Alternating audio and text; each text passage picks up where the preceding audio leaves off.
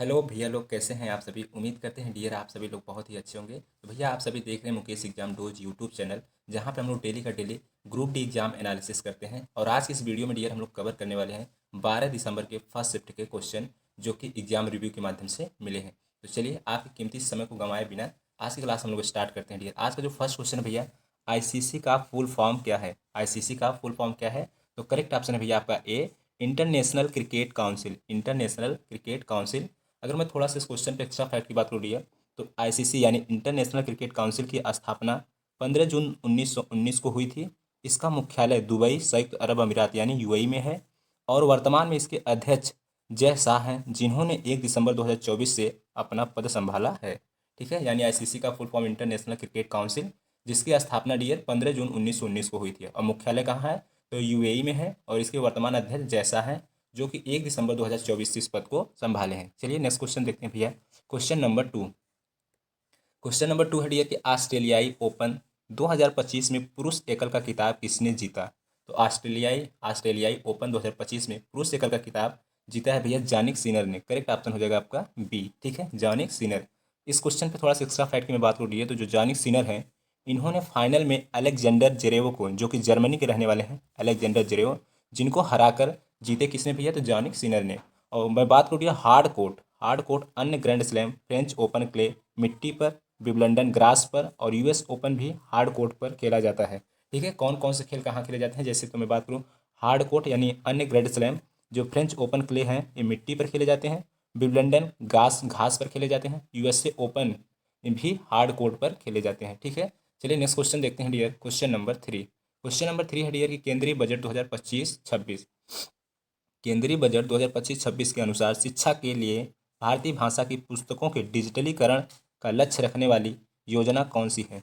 यानी केंद्रीय बजट 2025-26 के अनुसार शिक्षा के लिए भारतीय भाषा की जो पुस्तकों के डिजिटलीकरण करने का लक्ष्य है, ये कौन सी योजना थी भैया? तो करेक्ट ऑप्शन है भैया आपका ए, भारतीय भाषा पुस्तक योजना। भारतीय भाषा पुस्तक योजना, option number A is correct.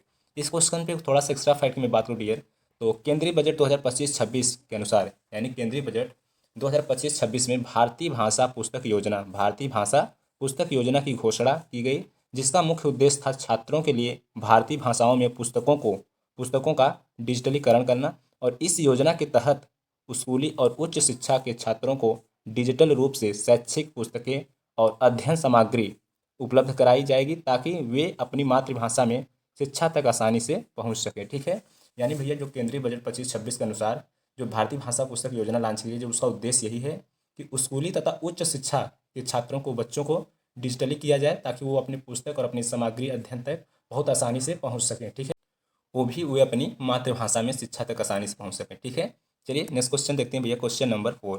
Question number 4 है डियर कि साल 2025 में लाइफ टाइम श्रेणी में शूटिंग कोच के लिए द्रोणाचार्य पुरस्कार किसे दिया गया? तो साल 2025 में लाइफ टाइम श्रेणी में शूटिंग कोच के लिए जो द्रोणाचार्य पुरस्कार दिया गया है, वो दिया गया है भैया दीपाली देशपांडे को। ठीक है, option number b is correct.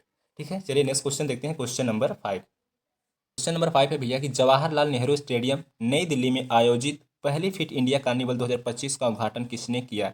तो फिट इंडिया कार्निवल 2025 का उद्घाटन किसने किया? तो करेक्ट ऑप्शन है भैया आपका ए, डॉक्टर मनसुख मांडविया। डॉक्टर मनसुख मांडविया। ठीक है, इस क्वेश्चन पे थोड़ा सा एक्स्ट्रा फैक्ट में बात करूँ डियर, तो पहले फिट इंडिया कार्निवल 2025 का उद्घाटन, पहले फिट इंडिया कार्निवल 2025 का उद्घाटन डॉक्टर मनसुख मांडविया जी ने किया था, जो कि भारत के केंद्रीय युवा मामले और खेल मंत्री हैं। ठीक है, और इन्होंने डियर 16 मार्च 2025 को नई दिल्ली के जवाहरलाल नेहरू स्टेडियम में इसका क्या किया भैया? उद्घाटन किए थे। ठीक है, और यह 3 दिवसीय फिटनेस और वेलनेस कार्यक्रम फिट इंडिया मूवमेंट के तहत आयोजित हुआ था, जिसका उद्देश्य था भैया कि भारत में स्वस्थ जीवन शैली और फिटनेस को बढ़ावा देना। ठीक है, और बात करें डियर, तो आयुष्मान खुराना उन्हें फिट इंडिया आइकन बनाया गया है, जो युवाओं को फिटनेस के लिए प्रेरित करते हैं। ठीक है, तो भैया हमारे फिट इंडिया आइकन कौन है? तो आयुष्मान खुराना है। ठीक है, चलिए नेक्स्ट क्वेश्चन देखते हैं dear. Question number 6। Question number 6 है डियर यहाँ पे, हाल ही में सामाजिक विकास के लिए दूसरा विश्व शिखर सम्मेलन 2025 कहाँ आयोजित किया गया? तो हाल ही में सामाजिक विकास के लिए दूसरा विश्व शिखर सम्मेलन 2025 कहाँ आयोजित किया गया? तो करेक्ट ऑप्शन है भैया आपका ए, दोहा कतर में। ठीक है, दोहा कतर में। चलिए इस क्वेश्चन पे थोड़ा सा मैं एक्स्ट्रा डिस्कस कर लूँ डियर फैक्ट के साथ। दोहा कतर में 4 से 6 नवंबर के बीच हुआ था, ठीक है, जिसका उद्देश्य क्या था, तो 1995 की कोपेनहेगन शिखर सम्मेलन के एजेंडे को आगे बढ़ाना, ठीक है, जिसका सामाजिक प्रगति, समानता और समावेशिता पर ध्यान केंद्रित करना है। और भारत का प्रतिनिधित्व कौन किया था भैया, तो केंद्रीय मंत्री डॉक्टर मनसुख मांडविया ने भारत की ओर से भाग लिया था। चलिए नेक्स्ट क्वेश्चन देखते हैं dear, question number 7। Question number 7 है डियर यहाँ पे कि निम्नलिखित में से कौन सा पौधा एक लिंगी है, तो कौन सा पौधा एक लिंगी है, तो करेक्ट ऑप्शन है भैया आपका सी यानी पपीता। कौन सा भैया, पपीता हमारा एक लिंगी पौधा है, ठीक है। मैं बात करूँ इस क्वेश्चन के ऊपर और कुछ फैक्ट के साथ डियर, तो एक लिंगी पौधे वे होते हैं जिनमें नर व मादा पुष्प अलग अलग होते हैं। पपीता एक प्रसिद्ध एक लिंगी पौधा है, इसमें नर और मादा फूल अलग अलग पौधों पर पाए जाते हैं, ठीक है। और इसके विपरीत मैं बात करूँ डियर, तो जैसे जो सरसों हैं ये द्विलिंगी पौधे हैं, मटर भी क्या है, द्विलिंगी है, सूरजमुखी भी क्या है, हमारा द्विलिंगी है। तो एक लिंगी वे होते हैं जिनमें नर व मादा पुष्प अलग अलग होते हैं, ठीक है। और द्विलिंगी वे होते हैं डियर जिनमें नर व मादा एक ही पौधे पर होते हैं, जिनमें नर व मादा एक ही पौधे पर होते हैं। चलिए नेक्स्ट क्वेश्चन पे हम लोग देखते हैं dear, question number 2। Question number 2 है डियर कि धातु को उसके अयस्क से निकलने की पूरी प्रक्रिया को क्या कहा जाता है। धातु को उसके अयस्क से निकालने की पूरी प्रक्रिया को क्या कहा जाता है, तो करेक्ट ऑप्शन है आपका डी यानी गलन। क्या कहते हैं भैया, गलन कहते हैं। यानी गलन वह प्रक्रिया है जिसमें धातुओं को उनके अयस्कों से पिघलने बिंदु से अधिक गर्म करके निकाला जाता है, उसे गलन कहते हैं। यानी गलन वह प्रक्रिया है जिसमें धातुओं को उनके अयस्कों से पिघलने बिंदु से अधिक गर्म करके निकाला जाता है, जिसे हम लोग क्या कहते हैं भैया, गलन कहते हैं, ठीक है। चलिए नेक्स्ट क्वेश्चन देखते हैं, क्वेश्चन नंबर 9। क्वेश्चन नंबर 9 है डियर कि नवंबर 2025 में छत्तीसगढ़ की नवा रायपुर में ब्रह्मा कुमारिज के शांति शिखर सम्मेलन का उद्घाटन किसने किया। तो नवा रायपुर में ब्रह्मा कुमारिज के शांति शिखर का जो उद्घाटन किसने किया, तो करेक्ट ऑप्शन है आपका ए नरेंद्र मोदी। करेक्ट ऑप्शन भैया आपका ए नरेंद्र मोदी शांति शिखर का उद्घाटन किया, कहाँ पे, नवा रायपुर छत्तीसगढ़ में, ठीक है। चलिए नेक्स्ट क्वेश्चन देखते हैं, क्वेश्चन नंबर 10। क्वेश्चन नंबर 10 है भैया यहाँ पे, यदि प्रेगनेंसी यानी गर्भावस्था में माँ कुपोषित हो तो इसका मुख्य प्रभाव क्या होता है। यानी भैया प्रेगनेंसी के दौरान यदि माँ कुपोषित हो तो इस पर क्या प्रभाव पड़ता है, तो करेक्ट ऑप्शन यहाँ पे हम लोग देखते हैं कि दूध उत्पादन बहुत अधिक होगा, तो गलत।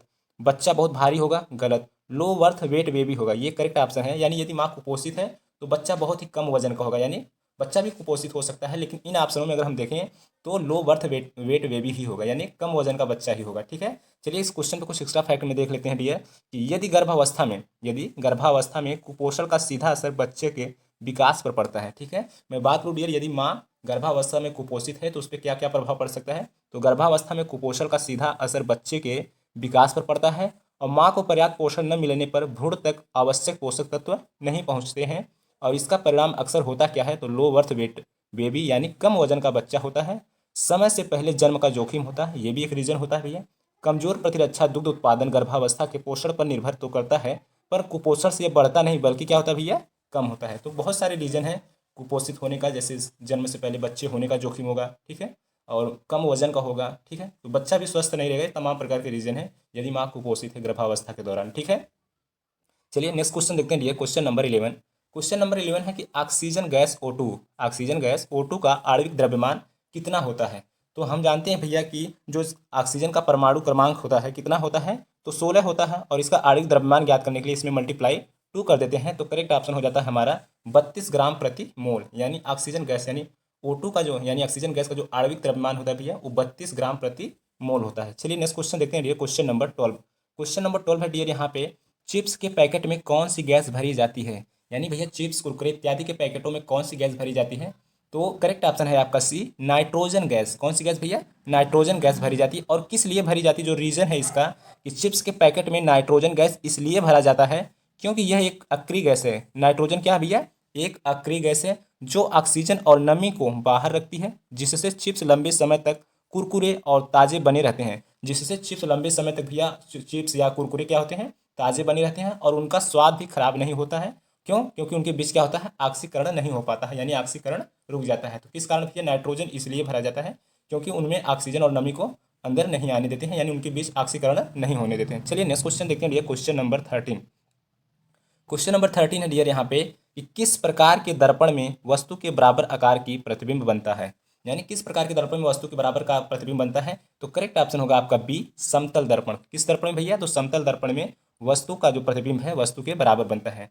ठीक है। अब क्या क्या उसका रीजन है भैया, समतल दर्पण में बनने वाला प्रतिबिंब हमेशा क्या होता है, वस्तु के बराबर होता है, ठीक है, सीधा होता है, आभासी होता है और दर्पण के पीछे उतनी ही दूर पर बनता है। यानी समतल दर्पण पे कोई भी वस्तु का जो प्रतिबिंब है वस्तु के बराबर बनेगा, सीधा बनेगा, आभासी बनेगा और वह फोकस से जितना दूर रहेगा दर्पण के पीछे ही उतने दूरी पर प्रतिबिंब उसका भी बनेगा। ठीक है, चलिए नेक्स्ट क्वेश्चन देखते हैं। Question number 14। नंबर 14 है भैया कि साबुन के मिसेल्स यानी बनने के बाद, यानी साबुन के बनने के बाद साबुन अणु का कौन सा भाग जल के साथ प्रतिक्रिया करता है। तो जल के साथ कौन सा प्रतिक्रिया करता है साबुन का अणु भैया, तो करेक्ट ऑप्शन है आपका यहाँ पे hydrophilic head. Hydrophilic head, hydrophilic head ऐसा अणु है जो जल के साथ प्रतिक्रिया करता है। मैं बात करूँ ये साबुन अणु के दो भाग होते हैं, यानी साबुन अणु के दो भाग होते हैं, एक तो होता है हाइड्रोफोबिक टेल और एक होता है भैया हाइड्रोफिलिक हेड। और जो हाइड्रोफोबिक टेल होता है यह पानी से भागने वाला भाग होता है, यानी ये पानी से दूरी मेंटेन करता है। और जो हाइड्रोफिलिक हेड होता है ये पानी से आकर्षित होने वाला भाग होता है। ठीक है, तो साबुन के दो अणु होते हैं, एक हाइड्रोफोबिक टेल होते हैं, एक हाइड्रोफिलिक हेड होते हैं। और जो अगर मैं बात करूँ इस क्वेश्चन के अकॉर्डिंग कि जल के साथ जो प्रक्रिया करता है तो हाइड्रोफिलिक हेड, करेक्ट ऑप्शन है आपका बी। चलिए नेक्स्ट क्वेश्चन देखते हैं, क्वेश्चन नंबर 15। क्वेश्चन नंबर 15 है यहाँ पे, शरीर में सूचनाओं यानी मैसेज का आदान प्रदान करने वाला धागे नुमा संरचनाओं को क्या कहा जाता है। तो भैया शरीर में सूचनाओं को आदान प्रदान करने वाली धागे नुमा संरचनाओं को हम लोग कहते हैं तंत्रिका तंतु, करेक्ट ऑप्शन होगा यहाँ पे सी। चलिए उस क्वेश्चन पे कुछ एक्स्ट्रा फैक्ट में देख लेते हैं डियर कि हमारे शरीर में सूचनाओं का आदान प्रदान मुख्य रूप से तंत्रिका तंत्र यानी नर्वस सिस्टम करता है, जो न्यूरॉन्स तंत्रिका कोशिकाओं से बना होता है। ठीक है, और जो मस्तिष्क से शरीर के सभी हिस्सों तक विद्युत और रासायनिक संकेतों के माध्यम से संदेश भेजते हैं और प्राप्त करते हैं, जिससे हम महसूस कर पाते हैं क्या कि सो पाते हैं और प्रतिक्रिया कर पाते हैं, जिसके कारण हम लोग भैया महसूस कर पाते हैं, सो पाते हैं, प्रतिक्रिया कर पाते हैं। ठीक है, तो हमारे शरीर में सूचनाओं का आदान प्रदान किसके द्वारा होता है, तो तंत्रिका तंत्र यानी नर्वस सिस्टम के द्वारा होता है। ठीक है, जो कि न्यूरॉन्स तंत्रिका कोशिकाओं से मिलकर बना होता है। चलिए नेक्स्ट क्वेश्चन देखते हैं dear, question number 16। Question number 16 है डियर हमारा यहाँ पे कि ध्वनि सबसे तेज और अधिक गति से किस माध्यम में चलती है। तो भैया ध्वनि को चलने के लिए किसी न किसी माध्यम की तो जरूरत पड़ती है। ठीक है, तो सबसे अधिक तेज चलने के लिए किस माध्यम में चलती है डियर, तो करेक्ट ऑप्शन होगा आपका यहाँ पे सी यानी ठोस। ध्वनि सबसे ज्यादा ठोस में चलती है। रीजन क्या है इस क्वेश्चन पे कि सबसे अधिक ध्वनि ठोस में चलती है, तो रीजन ये है कि ध्वनि एक यांत्रिक तरंग है और इसे चलने के लिए माध्यम कणों की आवश्यकता होती है। और ठोस पदार्थ कण में सबसे अधिक सघन होते हैं, यानी जो ठोस पदार्थ है भैया उनमें जो कण है सबसे अधिक सघन होते हैं, इसलिए ध्वनि यहाँ सबसे तेज गति से चलती है। और मैं बात करूँ कि जल में गति इससे कम होती है और वायु में सबसे कम होती है। और मैं बात करूँ निर्वात में ध्वनि बिल्कुल नहीं चलती क्योंकि वहाँ पर कोई कण नहीं होते हैं। ठीक है, अगर मैं निर्वात की बात करूँ डियर तो हाँ ध्वनि बिल्कुल नहीं चलती क्योंकि वहाँ पर कोई कण नहीं होती। ध्वनि को चलने के लिए किसी माध्यम की आवश्यकता होती है और इसीलिए जो ठोस पदार्थ है उसमें कण सबसे अधिक सघन होते हैं, जिसके कारण डियर ध्वनि सबसे तेज चलती है। चलिए नेक्स्ट क्वेश्चन देखते हैं भैया, और आज का ये लास्ट क्वेश्चन है कि क्वेश्चन नंबर 17। क्वेश्चन नंबर 17, कौन सा अस्थायी ऊतक पौधों को कठोर और मजबूत बनाता है, यानी पौधों में कठोरपन और स्ट्रांगपन यानी मजबूती किस कारण आता है। तो करेक्ट ऑप्शन है भैया यहाँ पे स्क्लेरेंकाइमा। स्क्लेरेंकाइमा एक ऐसा ऊतक होता है जिसके कारण पौधे कठोर व मजबूत होते हैं। चलिए इस क्वेश्चन पे कुछ एक्स्ट्रा फैक्ट में देख लेते हैं डियर कि जो स्क्लेरेंकाइमा है एक अस्थायी ऊतक है जिसकी कोशिकाएं बहुत मोटी, कड़ी और लिग्निन से युक्त होती हैं। और यह पौधों को क्या क्या विशेषता दिखाता है डियर, तो पौधों की कठोरतापन को मजबूती देता है और सपोर्ट प्रदान करता है। जो स्क्लेरेंकाइमा है भैया ये पौधों को कठोरता, मजबूती और सपोर्ट प्रदान करता है। ठीक है, मैं बात करूँ अस्थायी ऊतक की। अस्थायी ऊतक पौधों को सहारा, सुरक्षा, भोजन व जल पहुँचाने जैसे विशिष्ट कार्य करते हैं।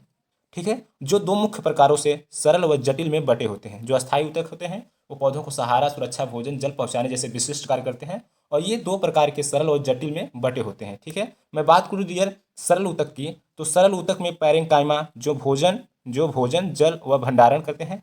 कोलेनकाइमा होता है जो पौधों को लचीलापन देते हैं।